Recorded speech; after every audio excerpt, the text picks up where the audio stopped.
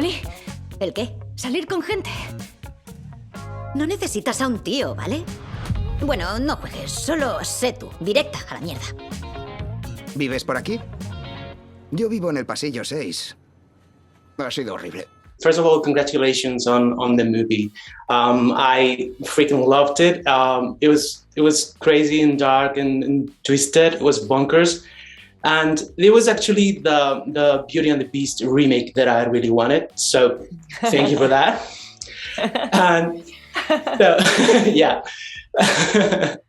Do you think people will delete their dating apps from their phones after watching Fresh? Oh, unfortunately, I don't see that happening.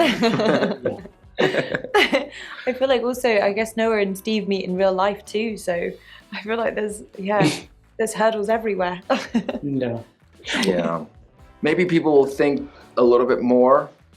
Yeah. Sort of about the fact that, wait a minute, I should give this a little bit more time to kind of understand whether or not, what are the red flags and why am I not seeing them and stuff. Because sometimes we see red flags, we just choose not to think about it. That wasn't so great, but you know what? It's not gonna even worry about it. So there's a clear distinction between the first part of the film, which is a very charming romantic comedy. It actually features one of the cutest meet cutes I've seen in a long time, and the rest, which is a fucked up nightmare. So what were the differences in terms of performance for you going from one part to the other? What was it like working on that duality? Well, it was cool because I think what's interesting is that sort of their relationship, there is a kind of steady through line. Like, even though there's obviously two very stark, it's a very, different thing, the latter half of the film to the first. Their relationship, you still have to believe that their dynamic, works, or that kind of spark that they initially found in each other, is later kind of used to Noah's advantage, I guess. So finding that kind of, they're coming together again, because obviously there's a kind of real betrayal, Right. and that, but finding that chemistry again, almost so you believe that he believes that she's gone to his side, I guess, so that she can ultimately manipulate him and escape. So yeah, finding that through line was interesting. Because the dinners have to feel weirdly familiar to the audience at that point. When they really hit it off again, you go, well, that's what got her here to begin with. So and again, that's where it sort of starts to get a little weird, because you're not so sure where the intentions are, because now he's acting out of character because he's sort of forgetting things, and she's acting out of character because she's sort of suddenly,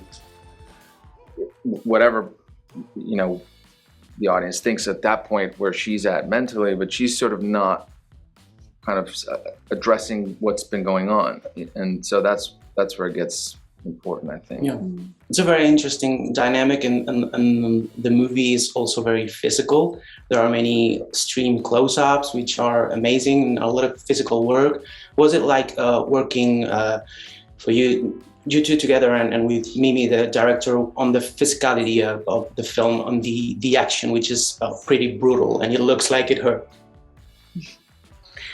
It was brutal, but I think we have to thank JoJo for that. I mean, I remember I was doing stuff with JoJo's stunt double, and JoJo was on the side going, she's not going strong enough. You gotta, and finally it was like, JoJo, do you want to, and then JoJo jumped in there, and then she and I really went after it, and it was great, because you have to have that commitment, sort of. It's weirdly, I find with the physical stuff, as long as you kind of maintain eye contact and you've discussed it before, and you've rehearsed it enough,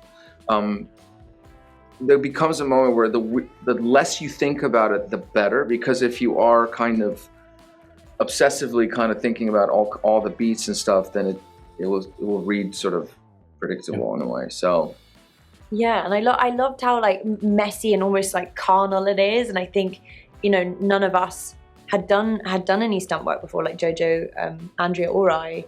So I think the kind of slightly haphazard, messy thing sort of worked in our favor because we weren't perhaps the most sort of skilled stunt people, but also really works for the scene because neither would those three characters, but they would never have been in that situation. So yeah, and they were also fighting in a kitchen that had 36 knives and 17 other things, and so you're like, well, and God forbid in this moment in real life, right? You grab something, you grab whatever's close by, and how, what's the logic behind it? How can we keep it as real looking as possible? And well, you, Sebastian, you have a lot of experience in action and stunts.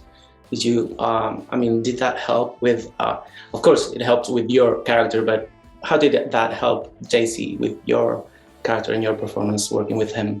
Well, it was so helpful because Sebastian's so accomplished with that stuff that, you were able to kind of help us feel safe as well as, free to kind of go for it really, because Sebastian just knew exactly how to sort of choreograph and we brought in things like the knife and the grape bowl and stuff like that because we were in this room and like Sebastian said, there's all these amazing props, why wouldn't they grab for it, and it really allowed us to really go for it. I think like even the moment where Noah wakes up in the room and finds she's chained, and there's this bit where he like grabs her, and like we really worked that and made sure that looked as real as possible, and I think it really helped serve the film, Es cuestión de dar, de entregarte a otra persona, de volverte uno con alguien más.